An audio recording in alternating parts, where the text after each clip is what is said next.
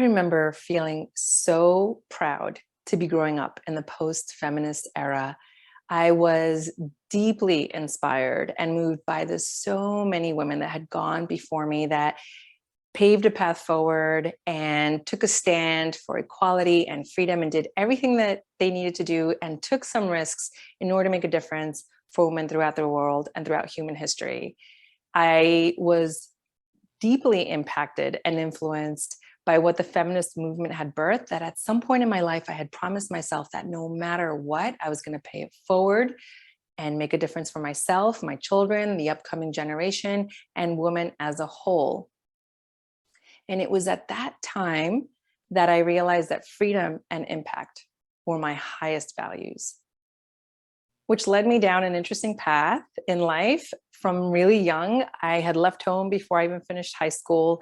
I put myself through college and I was moving up the ladder in the legal arena before I was even 20 years old. Needless to say, I was a high achiever and I was going to follow my heart no matter what and not let anyone or anything stand in my way. And so by my mid 20s, I was married. We had bought our first home.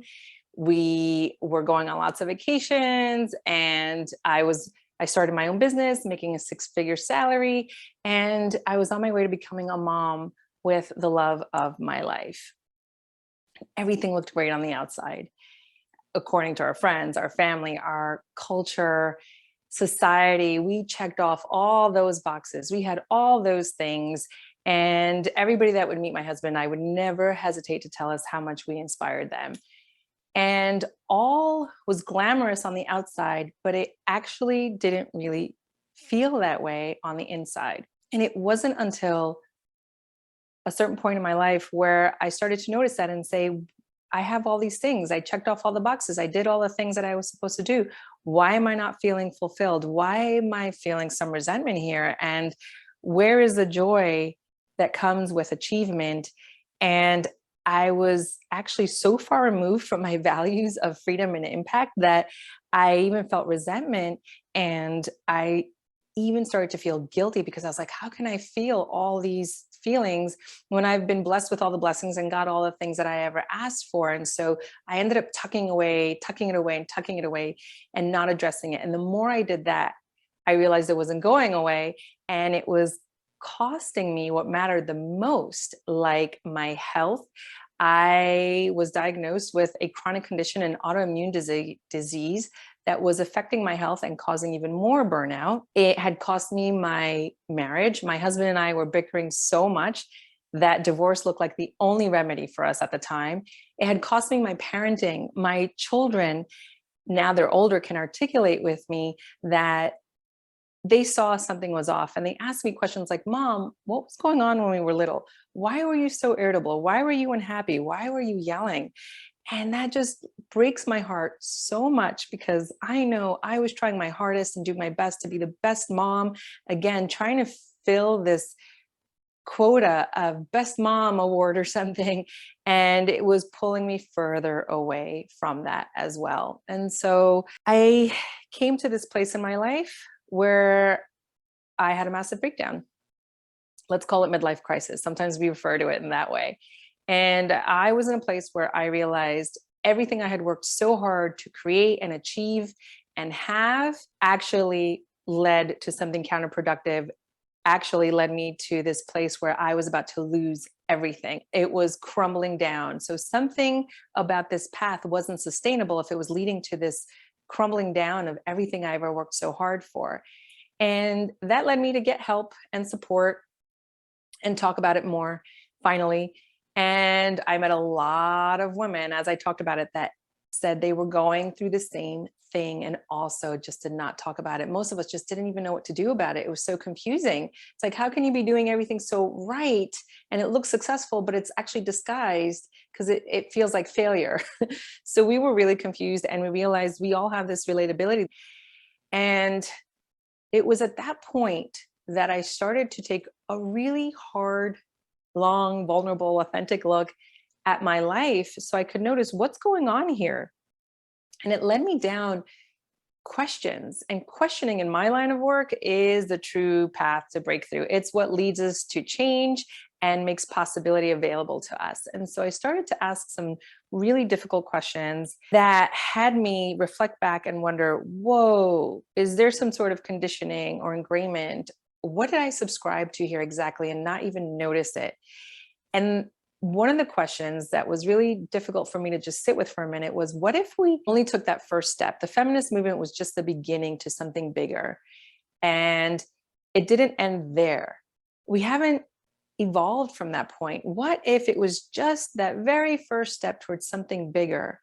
And what is actually next on the horizon for women? Does this system still work? What started to create a shift in me, and I started to wonder if it would create a shift for others as well.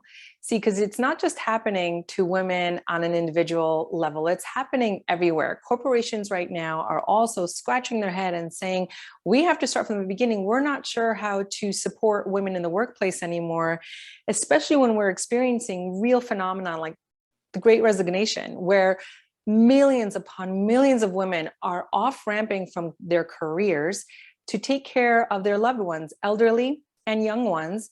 They are leaving this massive investment they've made in their life, whether it was through time or money or college. They're removing themselves from something that they love to take care of something else. They're in this place where they have to choose. And so what's happening is corporations are left with women leaving the workforce. And as I look at data from the Department of Labor and Statistics that shows that this is a rising trend, it is not looking good. And if it's having an impact on ourselves as individuals and it's having an impact on corporations, what would the impact be on our global economy? What would the impact be on our families? What is the impact on our own personal dreams? I see that if we continue at this trend that data is highlighting for us, it is not going anywhere good. We are being called to address this. We have a real problem, and we are being called to look at it and not tuck it away like we have been all this time. Something is not working. What is going on? And if we continue to do things the same way, we're only going to have the same results or worse.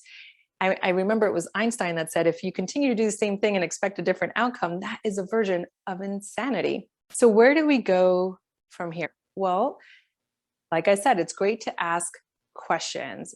And the one question that was a huge turning point for me and the companies and the women that I work with is to sit with the possibility that perhaps we're going about this in a way that's not productive anymore. What if men and women are actually not equal? So why don't we take this at face value? At face value, men and women clearly and physiologically have different needs, and their emotional needs are different and their lifestyle needs are different. As data shows us that no matter what, women are always doing extra work at home and nurturing and caregiving. We are seeing that the lifestyle needs are different. So we have to address the needs differently since they're not the same. And how about we realize this may have been so since the beginning of time? What we have found is some interesting information that shares with us that back in primal days, men and women had different roles, just like they do now. And there was a hunter and there was the gatherer. The hunter was the person that worked, provided food and shelter, went out there to go ahead and do that. The nurturer and the gatherer was the female that would stay back.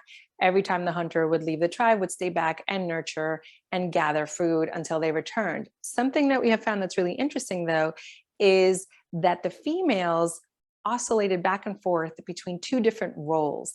They would go from gatherer, nurturer, and mothering to hunter, provider, to protect their tribe, their species, their offspring, while the males were away, and they had to protect their young. So they would transfer into warrior, protector, provider mode from nurture mode. So we have found, information shows us that they were able to go back and forth. And where did that lead women today? Well, it led them to wanting to do both, and hence the feminist movement.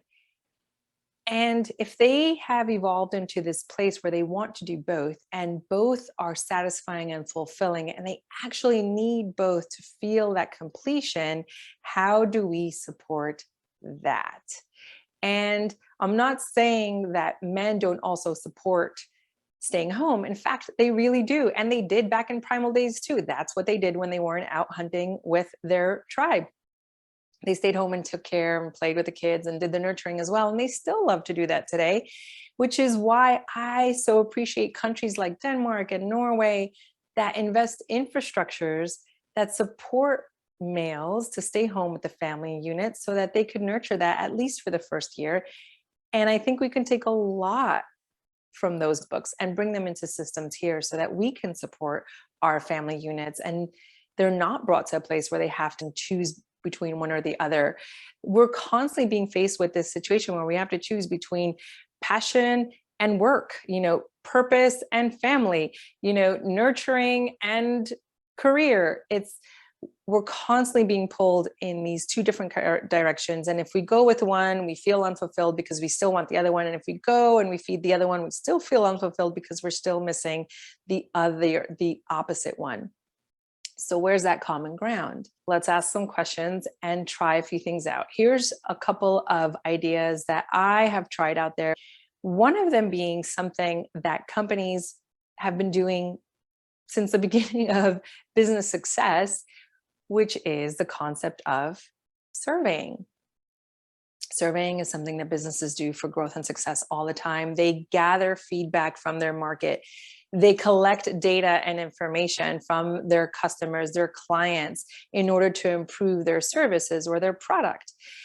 And I have found that when companies are surveying their staff, their teams, their inner environment, their work environment, they're getting back information that is highly valuable, just as valuable as market data. And now they're collecting exactly what they need to know as far as breakdowns, bottlenecks, what are the specific and unique needs of the people that are working for me. And when we know that, then we can start moving towards a solution-based conversation. So that surveying will provide breakthroughs that will allow us to support the needs, will allow us to support our staff to succeed both at home and at work. From there, another great idea that I have found to be pretty productive and successful is to ask a very unique question to our female clients, which is, what exactly are your specific needs and what will support you in your work and home life?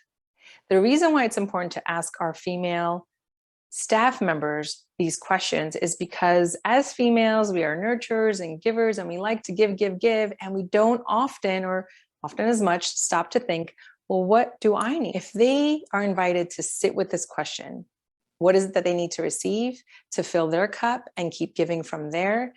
It will provide information for themselves and for the employers and for their home teams to get a better understanding of what needs to be implemented and introduced into the system. Where do we go from here? It looks like a long path ahead. Well, maybe it is, but you have to start somewhere. And I believe that everything that I've been doing out there can be duplicated. We all have to start somewhere. You start asking those questions, it will start the path for you to start getting this right. You may not get it right out of the gate. You may have to test and try things out. And it's the intention of wanting to do it differently and succeeding at it that's actually going to get you there and to reach the goal of finally cracking this code of how can we stop this decline of women in the workforce, and how can we support and empower women to continue going forward? Because the thing is, we're sitting out here and we're providing all this messaging out there for, this is the age of entrepreneurship and you can have it all and anything is possible, which I believe it is. And yet we are modeling something so different for our kids right now. In fact, we're just showing them that, no, you can't have it all. You always have to choose one between the other because it's just too much to have everything. Well, there is a way to crack this code, and there's many of us out there that are doing it. And then you do have to start somewhere. And so I invite you all Be committed to realizing that it's okay to change things up. Change is a good thing. Not always easy, but it's okay for us to say, hey, maybe the way we thought about this initially was a good starting point, but now it's moving us further away from our goals as information shows us. Maybe it was a good starting point. What do we do now? What has the evolution been? And things have changed, so we have to catch up. And I'm happy to share that I have brought a lot of this, not just in the life of my clients, I have brought this into my personal life. I have asked these questions myself first, and I saw the breakthrough in my life. My husband and I'm happy to report, are together and living on purpose and living on mission, because I think deep down that is really what we are all ultimately aiming for, to live that aligned, congruent life while we're also not compromising our families and not compromising our careers, our dreams, our passions. We do want to have it all deep down, and we're still trying to figure it out. And if I was able to do it, and my clients are able to do it, I know you and everyone else can too. It's just a matter of starting somewhere and be willing to let go of what's not working and start either new ideas or perhaps start something that has been working, like surveying. And I can see the impact that it's had in my life. I love to pay it forward and help others figure this out. Since it worked for me, I believe I've been called, so to speak, to share this information, and which is why I'm really grateful to be here. I am grateful to have a thriving family. My kids are now teens, and the bond that we have is truly the most enriching part of my life. And my health has been reversed and restored, thankfully. And so, yes, we could have it all. And yes, we need to share it with others. And so I hope this sparked and inspired something in you to imagine what life would look like if we went from equality to collaboration, the feminist movement to the collaborative movement, where we're working together to figure this out and realizing what the true needs of today are, and understanding that we can model and pay this forward, just like the women behind us did during the feminist movement. We can do this differently during the collaborative movement, where we are figuring out exactly what that looks like and not having to give something up for something else. We can do that. We can model it for our kids. We can pass that baton and look forward to the collaborative movement. Thank you so much.